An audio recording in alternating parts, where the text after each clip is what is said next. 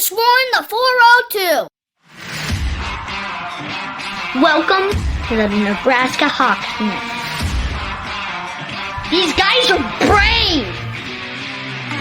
They're Hawkeyes living in enemy territory.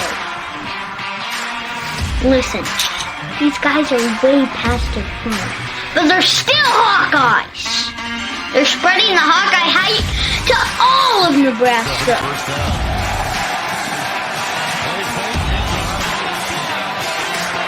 The frost advisory is canceled. Cornhuskers, more like corn suckers. Are you ready for this podcast? Let's go Hawks!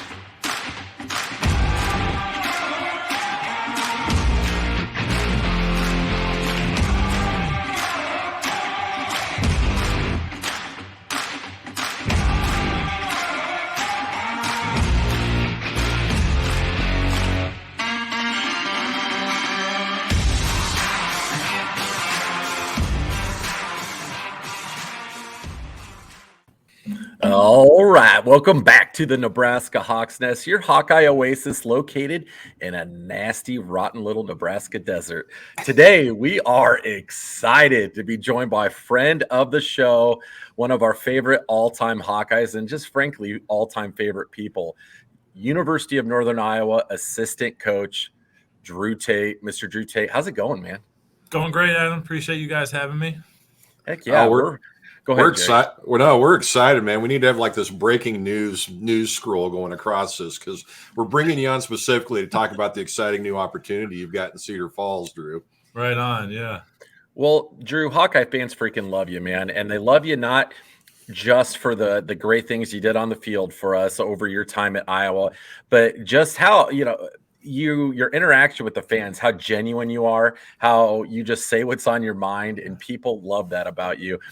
Tell us about this new opportunity, how this came about, and just everything you can, everything you're at liberty to tell us about. Yeah. It's crazy. The coaching world's crazy. And, So I was at UT Martin this last fall, and I don't know when during the year. I think it was October, maybe. It could have been like early October, maybe late September, something like that.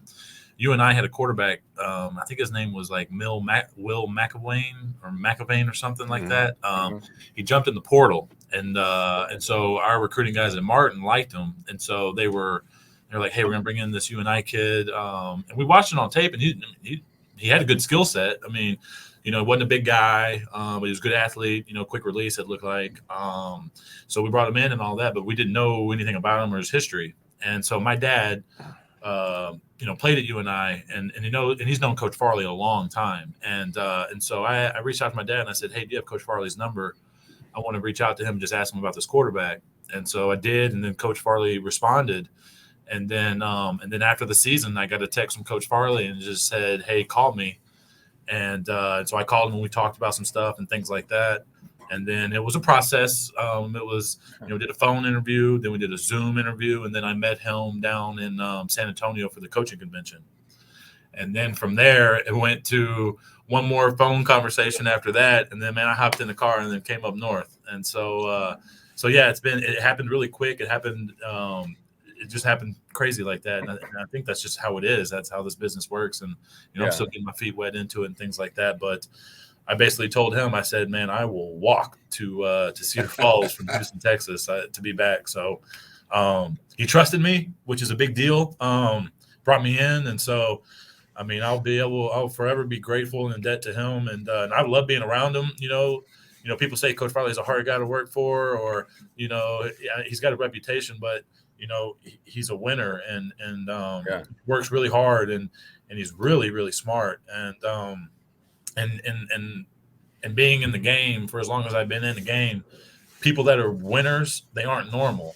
They just see it differently and they do it differently because it's not human nature to wake up and kick ass every single day. That's not human nature. Point. So, and he does it. And then this program is, they were 6-5 and got into the playoffs. And hell, there was 8-win teams and 9-win teams that didn't get into the playoffs. So, to me, that just says nothing but respect for UNI football and the FCS level. And so I couldn't be more happy to be here, to be honest. You know, how great is this, Drew? Because this is about the third time now you've been on with us, and we've been doing these for about a year. But your first interview, you were talking about going back and coaching high school and teaching down in Baytown at that time. And now look at this trajectory. We're talking to you, man, and you're back in Cedar Falls after a stop at UT Martin. Right. And when you talk about success breeds success, but kind of give us a little recap. UT Martin had a heck of a season last year too. We don't want to downplay your success as well that got you to this point. Kind of give us a recap of the season and your effect at UT Martin.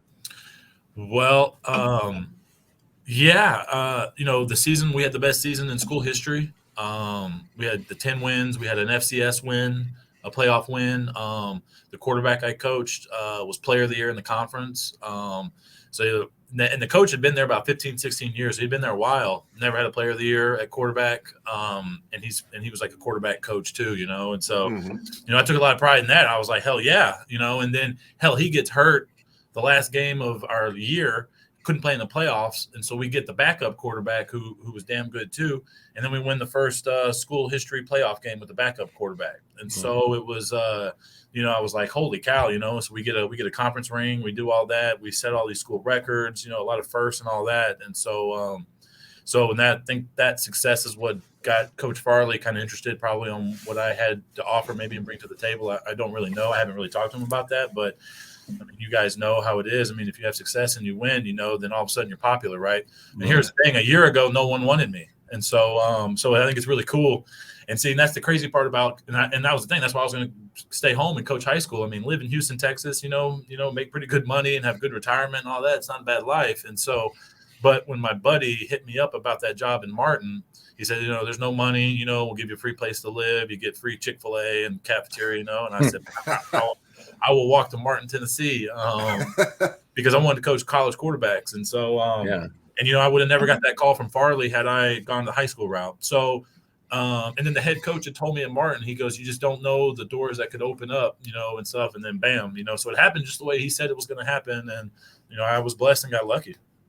Well, Chick-fil-A is nothing to scoff at. That's some good chicken. That's some of the best I've ever had. But Jerry and I always joke around, and Jerry gives me a hard time that we always make comments on, guys that have some epic facial hair and things like that. Last time we saw you, you looked like you could wrestle a grizzly bear to the ground with your bare hands. You had the flowing hair, the luscious beard. You look a little more polished up now, man. Like, what happened? Well, I was in West Tennessee, so if you've never been to West Tennessee, I looked like a local. So we'll just call it what it is. No, but it was fun. But I mean, it was one of those. We had a playoff. It was like it's like the the hockey, the playoff beer and stuff. Well, hell, we lost our first game at Martin, and then we won 9 straight, and then we had a bye week in between. So really, I went 10 weeks without. I was like, well, I'll just keep it. So we went 10 weeks, and then and then the long hair came about because I was coaching in the FCF, the Fan Control Football League, last January through March. But I lived in a bubble, so we, because of the COVID, so there was no, we couldn't leave and get a haircut or anything like that. So I was like, we'll just let it go. It already went 3 months, and so let it grow for a year and did that. And then my dad said, you better cut your hair and yada, yada, yada. I said, I'm not cutting it, whatever. So then he gave me his credit card. He's like, no, go get a haircut, shave your face, go buy some clothes, and then go to Iowa. I said, okay. Cool. But no, and see, my dad's from Iowa too. And so he and Coach Farley, like I said, have known each other, and they're very similar. And so when I got up here, Coach Farley said, yeah, you never get a second chance to make a first impression. I said, Coach, that's what my dad says all the time. I said, that's why he wanted me to get a haircut and buy all these clothes and stuff like that. So awesome. There you go.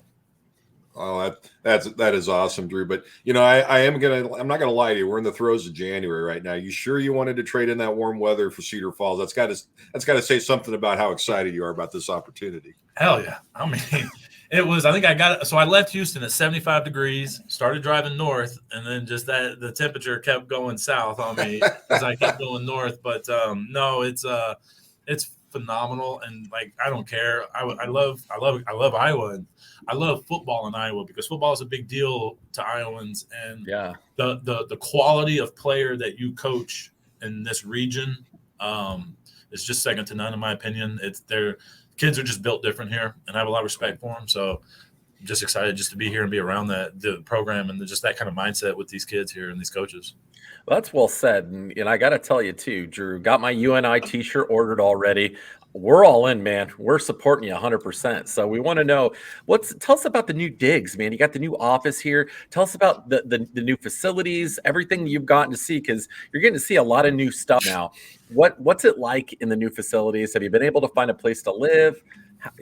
Bring us in your situation. So, well, I just went and looked at a duplex 3 minutes down the road from the dome here. So I'm hoping I'm moving to that. So, like, I'm staying with one of my dad's buddies right now because my dad, like I said, went to college here. So one of his buddies still lives here. So he said, "Man, you can come and stay here as long as you want." Just awesome. Awesome guy, John Aldridge. I know y'all know him, but he's kind of a local hero around here and hangs out in the football office, and he and Farley are close because he played ball here too. So there's that. Like, I'd never been to Cedar Falls before, so the Unidome is awesome. I mean, it's awesome. You're indoors. I love it. Absolutely love it. Cedar Falls is actually a great town. I'm really enjoying it so far. And Waterloo's nice too. And I guess they're renovating Waterloo a lot downtown and renovating buildings and picking it back up a little bit. So, I mean, the area is awesome. Let's see and we had recruits in this last weekend. And so we went to a basketball game here, and man, it's not as big as Carver, but it's way nicer than Carver. I thought it's nice in this McLeod Center. So, I mean, it's just awesome right now. It's exciting. It's a blessing to be here and then be around these people, like I said. So, I'm still trying to figure out my way around just the Unidome on where do I park and how do I get here and get there. And because it's not like, usually I go out and I walk around to figure out my bearings. Well, it's too damn cold for that right now. So it's going to take me a little longer. Yeah. Hey, Adam, I just looked this up. We threw this together kind of quickly, but November 19th, Saturday of this year, Northern Iowa at South Dakota and Vermilion. That's only a stone's throw from us, man. I'm still in some Northern Iowa football out here. There you go. Yeah, come up and check us out. All right. We got a couple ex-Hawkeyes up, assistant coaches up at South Dakota USD. Abdul Hodge is up there. We had him on here not long ago. So it's always fun catching up with you ex-Hawkeyes as you work your way up through the coaching ranks. Yeah, it's cool. It's unique. I really want to invite you if we go down. I'm like, Drew, come to the tailgate, but I know you can't, and I have to accept that fact that you got work to do that day, and you can't socialize with us, so we totally understand. Yeah, it's like we get it, man. We get it.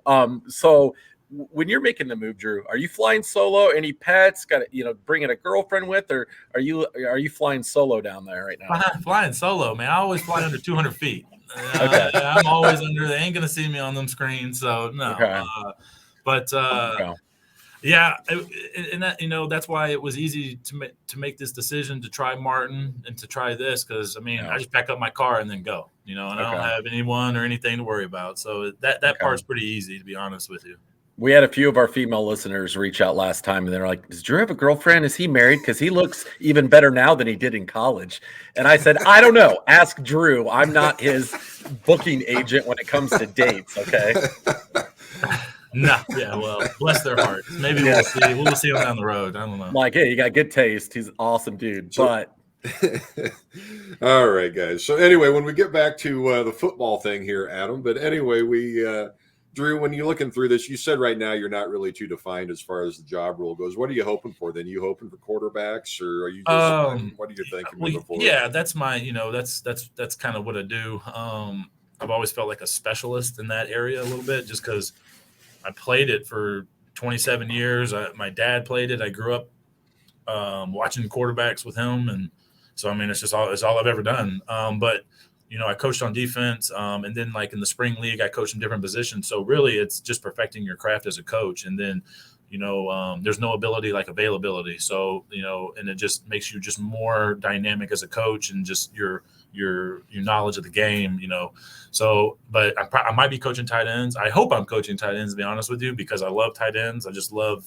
They're like kale. You can do so much with them, like seriously. And they're so dynamic. They're hybrids. They do a lot, and they're usually just phenomenal people. When I coached tight ends in that FCF, they were just great. It was just a great group of guys, and so they're not really like pretty boy. They're not DBs and receivers, or anything like that. They're not really dramatic. They got a block at the line of scrimmage, so it takes takes a little shit to have, to be able to do that and then have to go run routes, off safeties and linebackers and things like that. So Cool. I think it'd be cool. But like I told Coach Farley, I said, I just want a chair in your building, and, wherever you see me best suited, I'll crush that role, and away we go. Yeah, you sound like so excited about it, like you'd be ready to serve Gatorade if you had to, just for the opportunity. But we know you're bound for greater things than that. But it's great to hear you excited, man. You can tell you got life to you.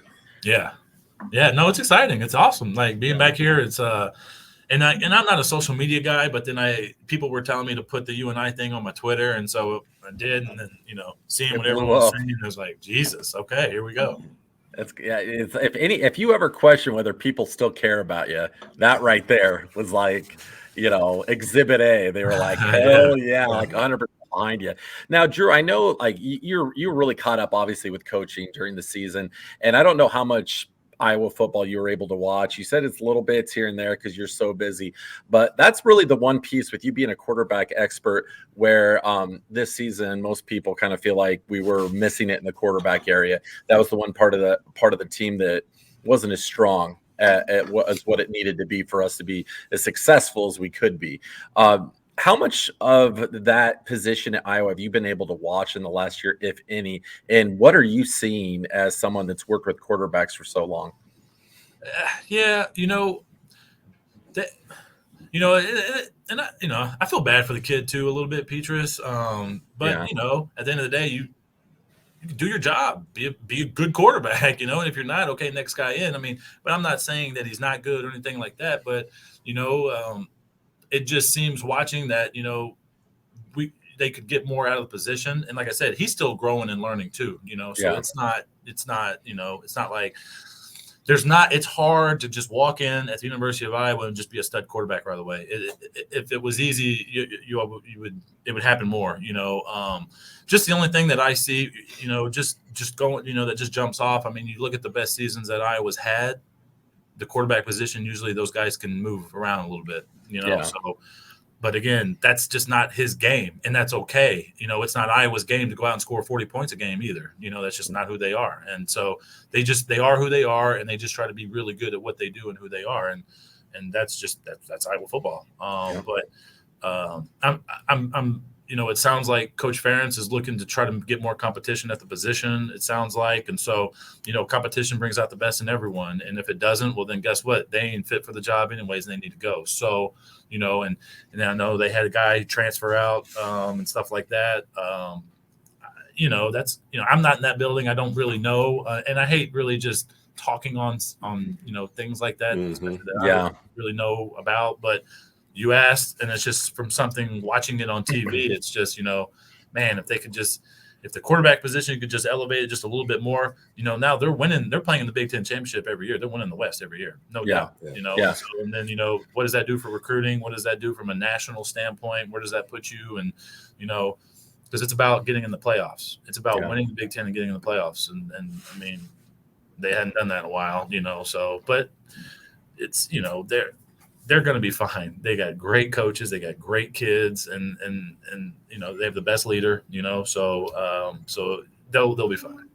So Drew, kind of going from Do you hear that? A little bit, yeah. I got construction going on at my house. We have a bathroom renovation upstairs. So when we bought this house about 2.5 years ago, I told my wife, I said, I lived in some dumps in college and had some bad bathrooms. This is the worst, like by far. So obviously when you do reno, you only have so much of a budget. Our bathroom got put on the back burner and now it's finally getting done. So I'm sorry if you hear construction noises. But, Drew, going back to the concept on the Iowa quarterbacks, from your experience when you played at Iowa, there was comparisons between, Ken O'Keefe to Greg Davis to now Brian Ferentz, and the numbers are all very similar. So, I mean, how much of this, too, is having a quarterback that plays within the constraints of the expected offense? My assumption as a fan off that is that maybe Kirk is the one saying we don't want to beat ourselves and maybe a more conservative approach. And, I mean, could that be any kind of a factor that these guys are facing, as trying to play within the system that's expected? Yeah, I think that's what it is. Iowa's Iowa, and like that's just and Brian is pretty much Coach Farron. I mean, his dad, I think philosophy wise, and just how they see the game and how they operate and and how they game plan. Coach O'Keefe is back there, so they were able to do all that together. And then Greg Davis was really similar. He was at Texas. Texas wasn't really sexy when Greg Davis was there when they won a national championship. They just had really good players. They had Vince Young. He was the best athlete on the field, right? So, and then they had Colt McCoy, right? Great player. So they had really good players at Texas. So, to do that, it's just different, obviously with Iowa. It's just, but Texas, I would say, is more sexy. The name is and everything about it than Iowa. Iowa's just hit you in the it's like Coach Farley here, and at UNI, it's just line up and hit you in the mouth, outwork you and out hit you, and so that's Iowa. And I think that's just really the culture of the state, the farming mindset, the wrestling mindset, you put that's big here in Iowa. And so that's why Iowa is who they are, I think. Well, guys, I finally figured out I'm a slow learner. Like I always say, if I mute the mic when I'm not talking, you guys can't hear those noises. So that's what I'm going to have to do going forward. Now, Drew, you probably don't know a lot about this with being new to town, but the really big movie out right now that everyone's talking about is the Kurt Warner movie featuring, played at UNI and the whole entire thing. Is there any sort of buzz or anything like that you've heard on campus? Because that is something that can't really, I would think, not hurt recruiting at all. No, I'm sure that's a great thing, but let me turn and ask my man Dalton here. Is there any buzz around campus with Kurt Warner? We actually got to see it before anybody else did. Oh, cool. That's cool. Had a cool preview right before we all went home for winter break, and so we all went to the movie theater and saw it as a football team. It was actually a really good movie. It was great. All right, Drew, you got who's the wingman back there? We got Dalton, but let's give a little background on this guy because we found out before the interview, IT guy extraordinaire. He's IT. He's recruiting. He is DFO. He is GA, defensive coordinator. How is this guy running his own program at this point? I mean, clearly he's got a lot of freaking tools he can work with. No, but he's the guy. He's the guy. He's going to graduate in December in May. So Okay. He's taking 18 credits right now, and he's everything. You know what I mean? So no, I'm learning. He's teaching me everything. He's been great with me and helping me, showing me around and doing everything. And he's from outside of Kansas City, Overland Park. Yeah, Overland Park. His brother played football here last year. Yeah, it was 2 years ago. 2 years ago. Yeah. He was a D end. So that's how I guess he got up here. He said, and so. He loves ball. He wants to coach, and he's got a great attitude, and he wants to help. So I said, man, you got a bright future. And he knows all of this computer stuff better than anyone. And so, and I don't know anything about computers, but apparently, the more you know about computers, the better coach you're going to be. So, well, back like when you came up, Drew, and you're pretty close to my age. Is none of this stuff existed? Like we didn't have to deal with this stuff. I had to take a crash course on myself to try to get it all figured out. So you're doing a pretty damn good job, though. Slowly. It's a slow process, but it's be patient, trust process. That's what we tell the kids, right? So So Drew, just the last thing I'm going to throw at you from my standpoint is, to tell you how much beloved you still are is, Alex Padilla comes in this year, gets some playing time. He's more mobile quarterback, rolling out, towel around the waist, flapping in the wind, as he's running around everything else. And who did everybody say that looked like and reminded him of? He reminded him of another Drew Tate was the comparison we kept hearing about in the media, man. You're still at the forefront of it, even this time later, 15, 16 years later, you're still at the, you're still well liked and well remembered with the fans. I think that just says, what kind of fans Iowa fans are and what football means to them. That the whole reason why I was saying I was so happy to come back here and just be in the state and be around these people and being right here and to be able to coach football here. It's amazing. Yeah, well, UNI is a program, even obviously before you got there, that Hawkeye fans like to see be successful. They've always done it the right way. They run a very respectable program, and they're just it's a great place to be. So we're super excited for you, Drew. And again, just like last time, we wish you nothing but the best. We're behind you 100%. I think you might see a couple of middle-aged guys out in the crowd at the South Dakota game rooting you on and supporting you this year. So, man, just keep in touch as always and continued luck and success going forward. Appreciate it. No, thank you guys. And anytime I can help with you guys, anything, or if I can try to get tickets for you guys up in Vermilion, holler at me. You shouldn't have told Jerry that. He's going, hey, Drew, hook us up, man. We want luxury suite tickets. This guy wants 25 tickets for the home game in Vermilion. Maybe we can find some. I don't know. All right, kid, man. Drew, thanks for being a great friend to our show. Yeah, thank you. All right, thanks, Drew. All right, we'll talk to you later, man. All right. All right, go Panthers. Go Panthers. Go Hawks.